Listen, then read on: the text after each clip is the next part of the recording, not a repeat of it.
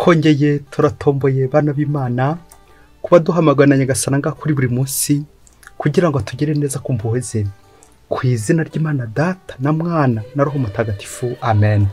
Amahoro bana b'Imana, ni muhumure, Imana iradukunda, ije kutugira neza kuri uyu wa kabiri w'icyumweru cya 12 mu byumweru bisanzwe, tariki 25 Kamena 2024.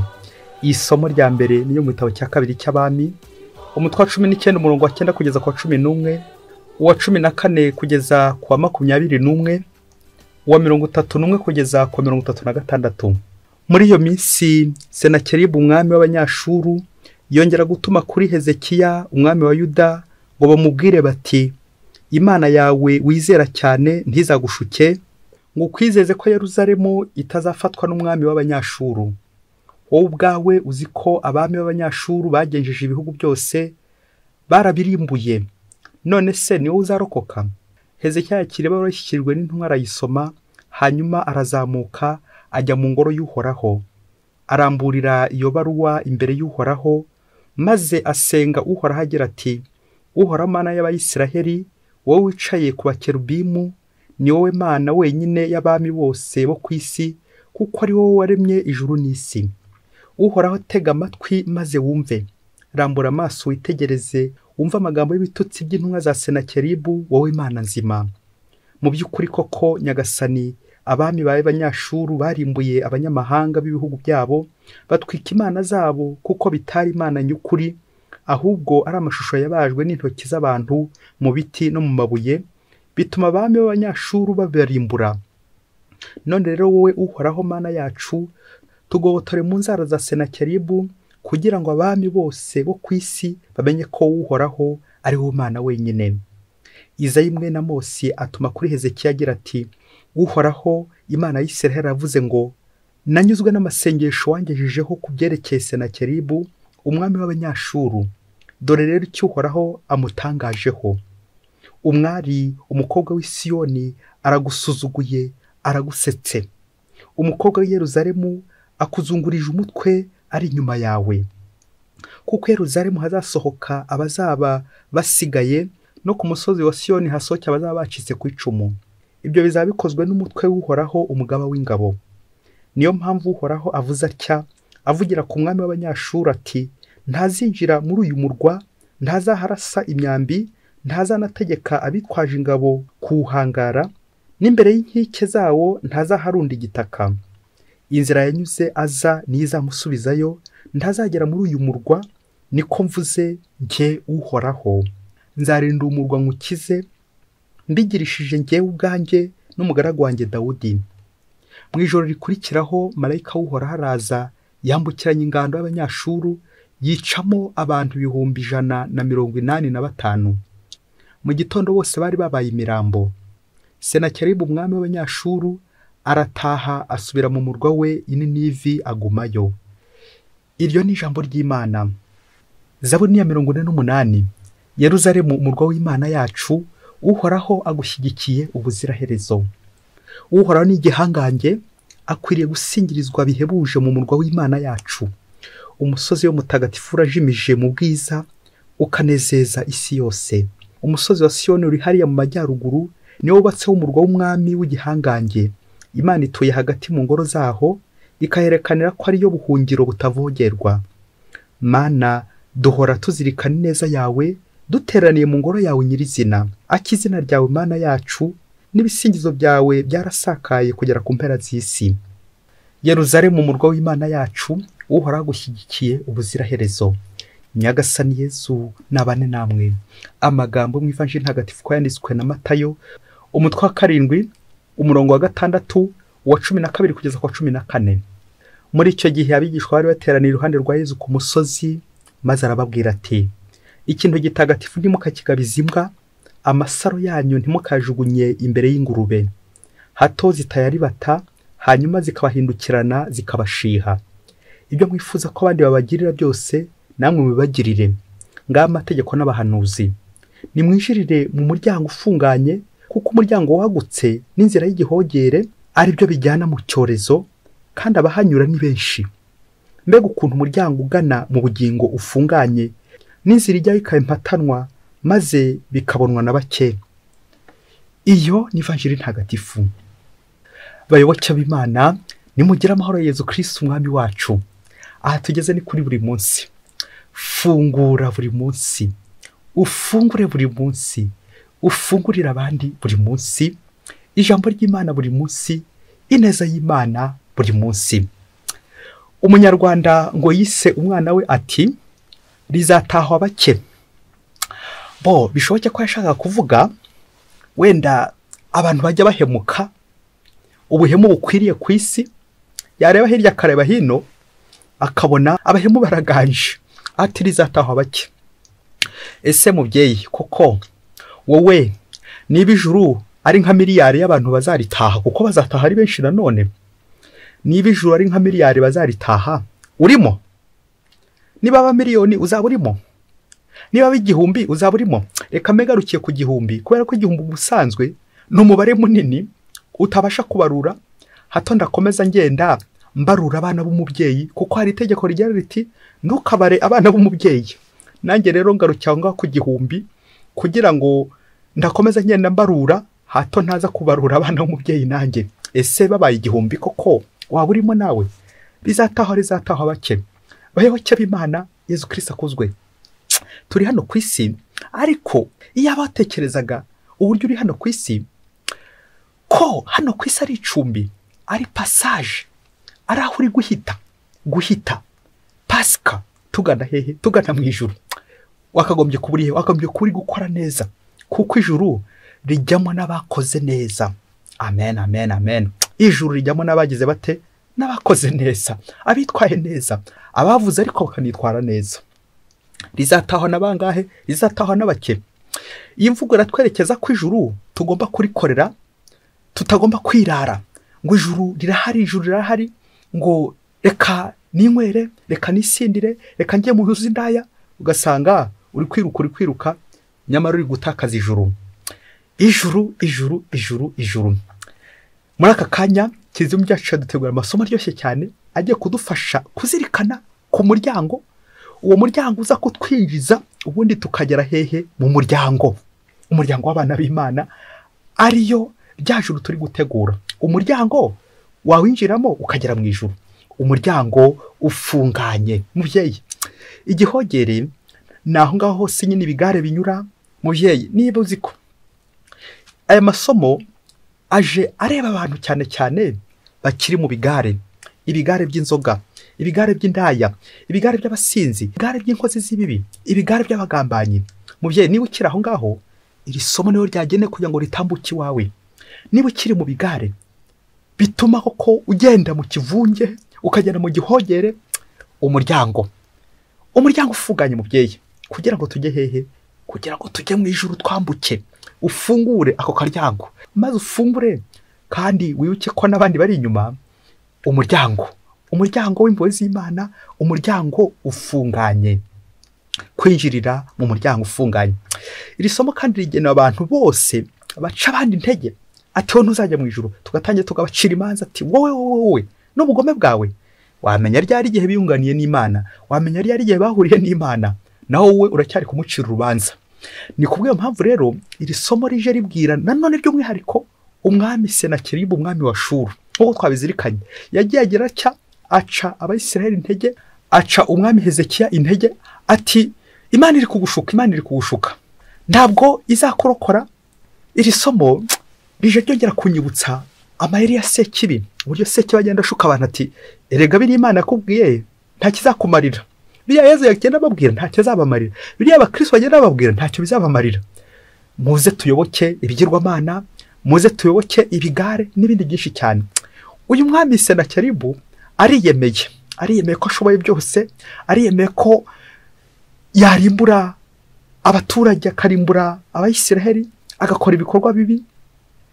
Ariko Imana iraza guhumuriza umwami Hezekiya, ikoresha umuhanuzi wayo Amosi, nk'uko twabizirikanye, imubwira iti humura ndagukingiye, humura. Senakeribu ntabwo ari wo buzima bwawe, ntabwo ari ufite ijambo rya nyuma ku buzima bwawe n'imbaga yose, ahubwo ni Imana ifite ijambo rya nyuma. Na niyo mpamvu Imana ubwo Hezekiya agiye gutakambira Imana ati nyagasani koko ndabigenza nte? Iri sengesho rinyuze Imana, bitumye noneho Imana bitumye Imana imutumaho umuhanuzi Amosi kugira ngo ajye kumuhumuriza ati nakumvise kandi ngiye kugutabara. Nibyo koko iyo twatakiye Imana iradutabara. Hari abantu benshi badutera ubwoba ati nzakwica, nzakugirira nabi, rimwe na rimwe akagukangisha ibikangisho, intwaro za kirimbuzi. Upfe kwiringira Imana wo gusa, ibindi ubiharira Imana. Rekera Imana umwanya wayo, wowe utuze usenge. Iri sengesho Imana yarikunze, na niyo mpamvu uje gutabara uyu mwami Hezekiya ndetse n'imbaga yose, abayoboke b'Imana, umuryango w'Imana, bityo binjirire mu muryango, kuko Imana ikunda umuryango wayo. Hari ijambo Imana yakoresheje ryongera guturamo icyizere, imponoke, le petit reste, kuko Yerusalemu hazasohoka abazaba basigaye, no ku musozi wa Siyoni hasohoke abacitse ku icumu. Amen, amen, amen. Icyizere cy'Imana nubwo yaba azarokora imbaga, icyizere Imana iduhereza mujye wacyumvise ko utagomba kwiheba. Na Zaburi uyu munsi iratwumvisha amaboko Imana ifite, ko Imana ikomeye, ko rero tugomba kwegamira urutare rukomeye, inkingi twegamiye. Yerusalemu umurwa w'Imana yacu, uhoraho agushyigikiye ubuziraherezo. Amen. Hari imvugo kinyarwanda igira iti uhagarikiwe n'ingwe nyine aravoma. Nawe rero umenye ko Imana ari nyamaboko, nyembaraga, iguhagarikiye kugira ngo ukore ibyo ugomba gukora byiza, kuko ikurinda, irakurengera, kuko igukunda. Tuyiganeho rero nizajye dushoboza byose. Umuryango wo kugana Imana, irembo ry'ijuru, umuryango ufunganye. Basenakeribu bakanyura mu miryango y'igihogere, baca abandi intege, babashushubikanya, babatera ubwoba. Nyamara umuryango w'Imana ni iki? Ni ihumure. Ivanjiri nayo iraza gutwereka Yezu uturarikira guca mu muryango, umuryango w'impuhwe, umuryango ufunganye, kureka umuryango w'igihogere. Ubwo ari ku musozi ari gutanga inyigisho igira abashya intumwa ze, iberekeza ku ijuru. Umusozi aho duhurira n'Imana, umusozi aho tubonanira n'Imana, bityo tukumva impanuro z'Imana. Yezu rero kuri uyu musozi ari buze guhindura ibintu bibe bishya. Izi mpanuro za Yezu ziratwerekeza ku byo duhibikanira, ibyo dushakashaka, maze nawe urebe niba hari mu ijuru. Ese uri mu bazataha iryo juru? Urifuza ijuru? Ibyo wifuza ko abandi babagirira nawe bibagirire. Niba wifuza ijuru, ifurize n'undi juru. Niba wifuza ijuru, ifuriza umuntu mubana nawe ijuru. Ese Imana iramutse ikubwiye ko umuntu mwangana ari uzaguhesha ijuru, wabyemera? Wakongera kujya mu kiliziya? Wabyakira ute? Imana ikubwiye ko umugore wawe ari uzasinya ku rupapuro ruzakujyana mu ijuru, wabyemera? Umugabo ko ari uzarusinyaho, umwanzi wawe ko ari uzarusinyaho, wabyemera? Umuryango ugana ingoma y'ijuru n'umuryango ufunganye, bishatse kuvuga kuruha, gukora iyo bwabaga, gukora cyane, kubira ibyuya. Mu ijuru ntibyoroshye kujyayo, ariko birashoboka. Yezu uyu munsi rero atugira inama muri Ivanjiri ati nimwinjire mu muryango ufunganye, kuko umuryango wagutse n'inzira y'igihogere ari byo bijyana mu cyorezo, kandi abahanyura nibo benshi. Amen. Yezu arakureba nanjye akandeba, agasanga hari ahantu natangiye kujya nifungurira umuryango, ngakurikira abandi, ngakurikira abayobe, ngakurikira abajya kundoha. Akaya n'inkunguzi yanga gukurikira umushumba yigaburira ubwatsi butoshye, ikitiramo kwikurikira mucoma uza kwicomora, nuko bikaza kurangira nyine ayeretse umujyi ayimanitse. Iyo ukoze imyitozo ukareba abantu ukurikiye, ubona bagana mu ijuru. Yazaje kugukebura kugira ngo wongere urebe ka akaryango cy'impuhwe, akaryango k'ubutungane, maze nawe utunganire nyagasani uko bukeye n'uko bwije. Mubyeyi, niba ufite agatambaro ka hafi gafate, iyi nkuru ngiye kubara hari igihe yaza kugutera za emosiyo, nukenera kurira uze kwihanagura. Umunsi umwe hirya kure cyane muri Afurika, ngo hariho korari y'imbeba yaririmbaga. Nuko rero nyir'urugo agakunda izo mbeba, akazigira neza, akazigaburira, akazitaho. Izo mbeba rero ngo zari zifite korari. Iyo korari nawe uzi kuyita izina ukurikije ibyo tugiye kuvuga kuri izo mbeba. Niyo korari yazo ngo zari zaritoyemo na komite, ngo hari perezida, visi perezida, sekreteri ndetse n'umubitsi. Ubwo nyir'urugo akazigaburira pe bikomeye, agateka akazigaburira, yewe n'inyama zikarya zigahaga. Ngo izo mbeba zabaga muri etaje, ngo noneho munsi inzu yabaga munsi ngo nyir'urugo yafataga kimwe cya kabiri cy'ibiryo kimwe akakinyuza muri ako kobo, umugabane umwe akawuhara iyo korari y'imbeba, undi mugabane akanyuza muri ka karyango ka kobo bikamanukira munsi. Ubwo za mbeba zarangiza kurya zigakomeza zibaza zitari ku wundi biriya biryo bindi bijya hehe, biriya bindi biryo databuja amanurira hariya ni bande babirya n'ubundi yagiye biduha byose tukabirya kandi zahaze. Nuko umunsi umwe shebuja amaze kuzigaburira ngo inyama ziryoshye, umugabane umwe nyine nk'uko yarabimenyereye, undi mugabane anyuza muri ka kobo hasi amanurira hasi. Ubwo shebuja bishoke ko yigiye ku rugendo ngo ntiyarahari uwo munsi. Nuko za mbeba perezida areba hirya areba hino, aravuga ati databuja ashobora kuba aturira mu mibare, reka amanuke muri ako kobo njya kuzamura biriya biryo byose ajya ashyira hariya. Perezida wa korari baramanutse ajya kureba bya biryo.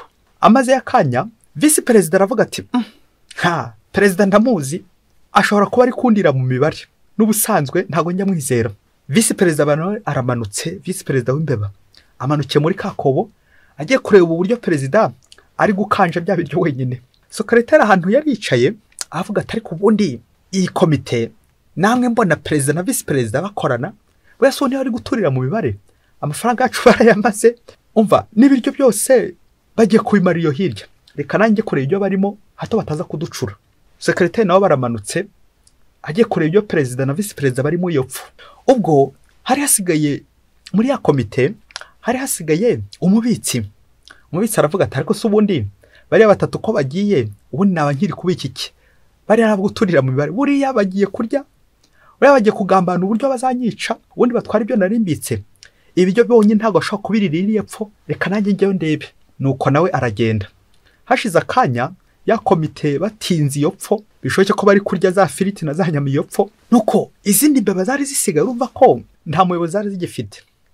Nuko za mbeba ziratangira zavuga ati bari guturira mu mibare bariya abayobozi, n'ubundi bamye baturira mu mibare, iyo bahereye barya ntibararangiza, reka natwe twimanukire.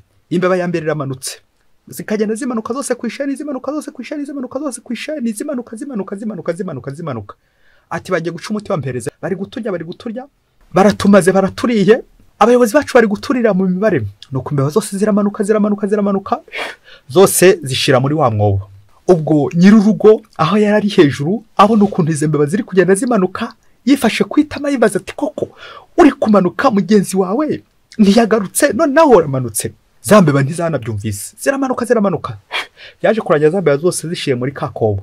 Ngaho fora impamvu zitagarutse ngo zijya kubara inkuru imusozi, urumva zabaga muri etage, noneho munsi inzu yo munsi nyine niho hari ako kobo nyine ko kumanura mu bijya aho ngaho munsi.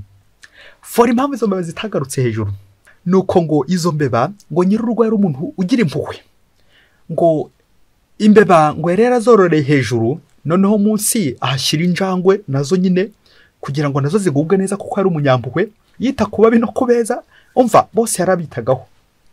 Ese ari injangwe ari imbeba, umubi ninde umwiza ninde?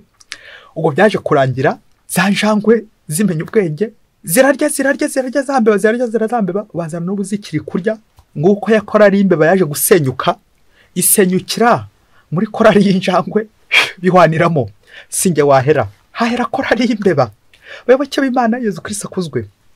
Nguko uko we nanjye Yezu arahanga kuri uyu musozi agira ngo akuburira ati waretse ibi bintu urimo koko, ibi bintu nawe here wabiretse waretse kugendera mu kigare, uyaragiye n'uyaragiye nawe uhisemo kugenda bakurikira, koko nta soni ufite. Yezu nawe arakubaza ati koko ntabwo bwenge ufite bwo kugira ngo ugende wohoka kuri biriya, uyanyuze muri ka karyango kabi kagana mu muriro nawe unyuzemo, abandi bose kubera ko bahanyuze nawe ugiye guhengera uhanyura, koko nta bwenge ufite. Yezu uyu munsi arongera kubwira ati umuryango ujya ucamo ni umuryango w'impuhwe cyangwa ni umuryango w'ibirura, ibihubuzi, ibigare n'ibindi byose. Ngizi za korari nyine, korari z'ibigare tubamo abantu benshi, tukarimba tukahogomba, ariko ukaza kwibagirwa ko wasanga ari korari yo kwa Seki yo kwa Rusofero uririmbamo kandi byabanga. Reka nsoreze ku bintu bitatu biza kugufasha gutekereza umuryango unyuramo niba ukuganisha mu muryango w'abana b'Imana. Icya mbere ni ubutegetsi bw'Abanyaroma ngiye kugarukaho. Mu Banyaroma iyo babonaga hari akavuyo desordre, akavuyo abari guteza umutekano muke, batoraga umuyobozi bita digitateri avi. Abadigitateri rero icyo bari bashinzwe ni ukugira ngo bongere bagarure umurongo mu baturage, hataza kongera kugira abari kugenda bidegembya, abari gukora nabi. Bityo abadigitateri umurimo wabo uri kugira ngo bagarure umurongo Roma yongere ijye ku murongo neza. Rero natwe muri iyi si dukeneye bene abo ngabo bagarura umurongo, bagashyira ibintu ku murongo. Abo bose bagendera mu bigare bakabasha kubakusanya bakabashyira ku murongo umwe, kugira ngo hatazamwe akajagari. Iyi si irimo akajagari, biradusaba abantu bagendera ku murongo kugira ngo bayobore abandi. Naho ubundi nusanga se perezida ari we nanone wagendeye mu kigare ati kanjye kureba ibyabaye, ukaza gusanga komite yose niyo byacitse, niyo iri kuyoba. Tuyobowe nande? Bayobozi. Hagomba umuntu ushyira abandi ku murongo. Icya kabiri twazirikana, burya muri kiliziya hamyeho abantu bitarura ibigare, abantu bitarura ikivunge bakajya gusenga. Mbese nk'uko Yezu nawe agera igihe yabona hari akavuyo akitaro akajya ku musozi akajya gusenga, ngo ko utagendera mu kigare. Dans la spiritualité, mu buryo bw'iyobokamana hari les ermites, les anachoretes, les ascètes, abamonaki, abihaye Imana bigomwa iby'isi bakajya mu butayu, bakaba bonyine bagambiye kugira ngo bashyikirane n'Imana. Nka rya tegeko rya Mutagatifu Benedicto rigera riti ora et labora, senga kandi ukore. Bityo bakaguma aho ngaho bagambiye guhura n'Imana, bakitarura isi, nguko kwa kwitarura isi mubyeyi. Iyi si irimo ibintu byinshi cyane biduhuza, ni ngombwa aho tugereye kwitarura isi, tukajya kuba ahantu hatwe wenyine, tugahura n'Imana, ubundi tugahuza. Aho niho rero bita ijuru, guhura n'Imana.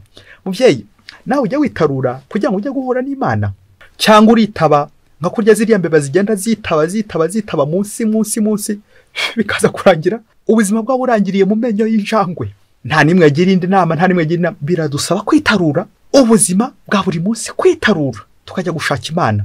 Icyanyuma ngiye gusorezaho ni ijambo bita mu Gifaransa le petit reste, imponoke. Nk'uko ni isomo rya mbere Imana yadukomeje iduhumuriza ati imponoke za Isiraheli. Iyo bavuze imponoke, ni umuntu wese ushobora kuzura abandi, cya cyizere, yafumba igicumbeka, kagashashe kurumurika kiri mu bantu. Niyo bavuga bati ntabapfira gushira. Nibwo uzasanga dufite ibigare byinshi, ariko se habuze koko nuwafata igitekerezo avuga ati iyi nzira ndabona atariyo, ibi ngibi ntabwo ari byo. Le petit reste, ugusigara. Urabona abandi bari kugenda mu bigare, koko wowe ntabwo njye ufite ko kugira ngo usigare byibuze, nubwo wasigara uri wenyine. Mu mateka ya kiliziya twagiye tubona abantu benshi bagiye bahoka ku bintu, bakohoka ku bigirwamana, bakohoka ku ntambara n'ibindi byinshi cyane bitari mu murongo wa kiliziya. Ariko nanone muzacunge muzasanga hari igihe kiliziya yari igiye gushaka kugwa, ariko ko rya jambo ryaza ati kiliziya yanjye ishinze ku rutare, ntizigera ihungabanywa n'imiyaga y'isi. Wajya kubona ukabona ba bantu bake aribo bazuye kiliziya, ngaba Mutagatifu Francisco Asize n'abandi benshi cyane bagiye bazamura kiliziya y'Imana igiye kugwa mu rwobo. Le petit reste, abo bakeya burya nubwo yaba umwe azazamura kiliziya. Babyeyi ntimuzigere mucika intege, kiliziya ikozwe ku buryo hazaza abayobozi benshi, hakaza abantu benshi cyane barwanya abayirwaniramo, ariko ntihazabura abazayizamura, ntihazabura abazayizanzamura. Le petit reste, izo mponoke abakeye. Ese nawe uri muri izo mponoke, cyangwa asanga nawe ibigare byaragufashe byarakujyanye? Bayobozi, uzasanga kuri iyi si nanjye kuvuga kameze nk'akarengane, abantu bitwara nabi, umugabo witwara nabi, umugore witwara nabi, urara mu ikabare, urara mu nzu y'indaya. Niwe uzasanga kenshi ku murenge niwe batoye ngo hagararire abandi, kandi byaba kandi uwo nguwo ari umunyamafuti, ariko kubera ashyigikiwe n'abayobozi bakomeye cyane niho bazatora ngo hagararire abandi. Aho se ntazajya muri ya korali twavuze haruguru nawe ngo kuko wa muntu noneho witwara neza, ibintu biracuritse mu babyeyi, wa muntu noneho witwara neza ugasanga ahubwo niwe bari guhandahanda, bari gukubita, bari gushora mu nkiko. Ukasanga koko abatuyoboye wagira ngo kuyobora kukuzamura mu ntera ari umubare munini w'amakosa warakoze.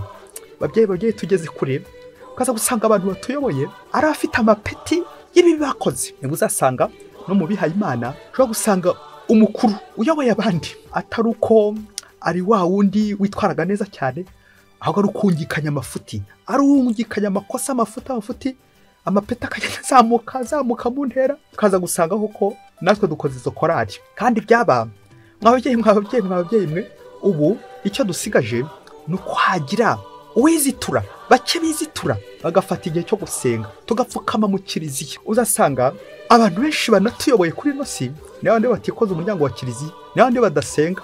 Mu bihaye Imana uzasanga ducungira gusa Lord vepre, udusengesho nanjye kuvuga twafashe mu mutwe, natwo tutuvuga kubera amaso y'abantu.